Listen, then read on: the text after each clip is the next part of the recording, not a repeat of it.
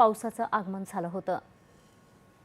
मुंबई दिल्लीसह अनेक राज्यांमध्ये पावसानं चांगलीच हजेरी लावली आहे। मुंबईत काल रात्रीपासून विविध भागात पाऊस पडत आहे। राजधानी दिल्लीतही मुसळधार पाऊस आणि सोबत वेगानं वारे वाहत आहेत। त्यामुळे दिल्लीकरांना उकाड्यापासून दिलासा मिळालाय। मुंबईसह कोकण आणि मध्य महाराष्ट्रात काही ठिकाणी मुसळधार पाऊस आहे। सिंधुदुर्गात पावसाचा जोर कायम आहे। या पावसानं महावितरणचं 53 लाखांचं नुकसान झालंय।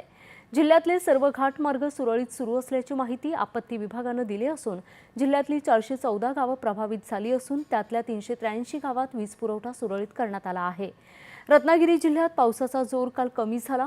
सांगली जिल्ह्यात मात्र पालेभाज्या आणि फळबागांचं मोठं नुकसान झालंय, तर कृष्णा नदीच्या पाणी पातळीत देखील वाढ झाली आहे। गडचिरोली जिल्ह्यातही अवकाळी पावसामुळे शेतकरी, तेंदू ठेकेदार आणि सर्वसामान्य नागरिकांचं नुकसान झालं आहे। अरबी समुद्राच्या दक्षिण आणि मध्य पूर्व भागांवर कमी दाबाचा पट्टा तयार झालाय आणि त्यामुळे कोकण आणि मध्य महाराष्ट्रात काही ठिकाणी मुसळधार पावसाचा अंदाज आहे। कोकणात बहुतांश भागात तर मध्य महाराष्ट्रात काही भागात वादळी वाऱ्यासह पाऊस पडेल, तसंच मराठवाडा आणि विदर्भातही काही भागात मेघगर्जनेसह जोरदार पाऊस पडण्याचा अंदाज हवामान विभागानं वर्तवला आहे। हवामान खात्यानं कर्नाटक, केरळ, तामिळनाडू, गोवा, मध्य महाराष्ट्र या भागात जोरदार ते अतिजोरदार पाऊस पडण्याचा अंदाज व्यक्त केला आहे।